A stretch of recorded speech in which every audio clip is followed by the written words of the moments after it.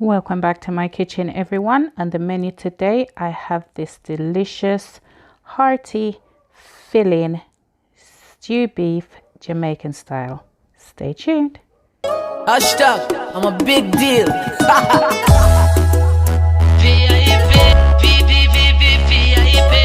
Ask anybody boy. I'm a big deal. Very, very, very important. Right, let's make this dish.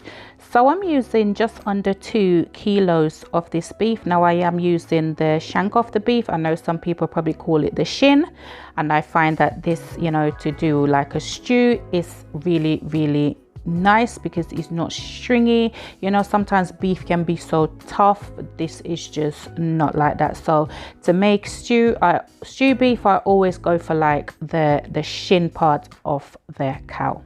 Now what I'm doing here is just literally cleaning the meat, removing most of the fat that's on this bit of the beef is really fatty, so you really have to trim it off.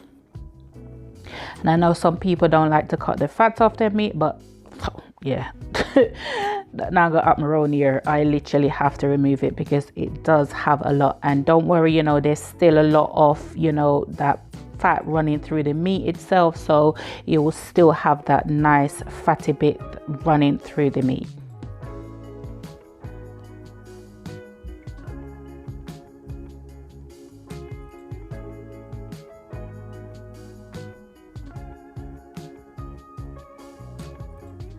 Now, once I finish removing the fat, I'm just going to go ahead now and start slicing my meat.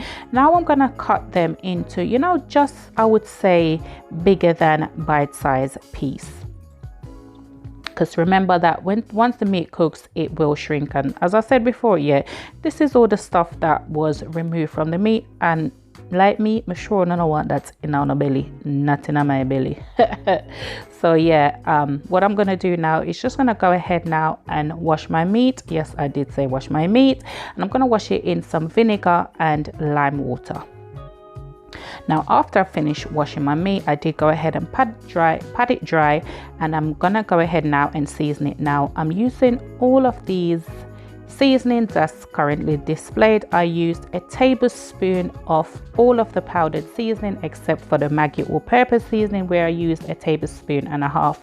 I used a tablespoon of the olive oil, and what this will do will just seal in the seasoning onto that meat. And I also used a teaspoon and a half of browning, and this is just to bring up the color.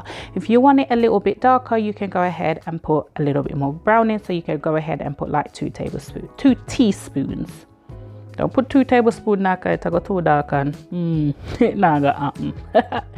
So just combine all your seasoning together and just put it on your meat and give it a really good rub.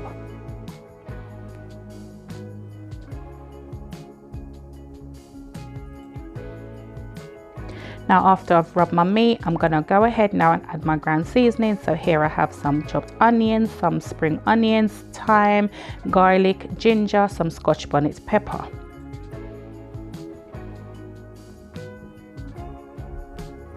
And again, I'm gonna give this a good rub, make sure it's just all over that meat. And then I'm gonna cover it in cling film, and I'm gonna leave it in the fridge. Look here, no see me at twang and I go in and I open, I go leave it. I'm gonna leave it in the fridge overnight, or at least minimum 4 hours. Now, once I'm ready to cook my meat, fast forward to the next day, I took it out about half an hour prior to start cooking.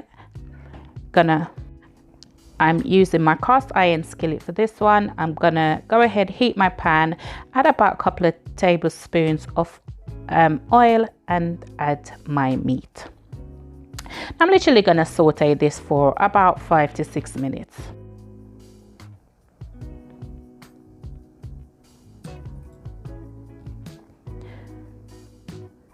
After this time, what I'm going to do, I'm just going to cover the pot just to allow all the natural juices from the meat to come out and just to start simmering away. Now, after about 10 minutes, I'm going to go ahead, and I did crumble in a chicken bouillon cube in my water, and I'm going to add it to my meat. Now in total, I think I used about 3 cups of water. My aim was to make sure that all the meat is submerged into the water. So you literally want your liquid just above your meat. Now I'm going to cover this and let this simmer. Now I've been using a medium to high heat. I'm going to cover it, let it simmer. Once it comes to a boil, I'm going to put this foil paper on there, turn my flame down really low because I want to slow cook this meat. Now I did cook this meat for about 2.5 to 3 hours in total. Now I checked it halfway through, so this is about an hour and a half in. I did go ahead and check my meat, and as you can see, you know, it's getting there. It's not quite done yet, but it's about halfway through, which is what I expected to happen.